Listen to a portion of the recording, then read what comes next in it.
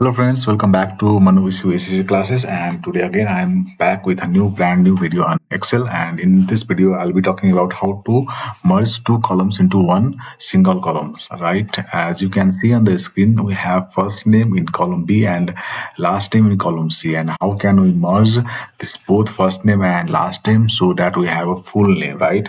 So traditionally what we do is we can just write CLAI, clear, good, right? Again, we can write clear, good, but we can also use a shortcut key that is called Control plus C, and tada, you have all those names merged into a single column, right? So use this is how we can do to merge two names, two columns into one. So thank you for watching this video, and for more awesome videos, please like, share, and subscribe this channel on basis classes, and see you in the next video. Thank you.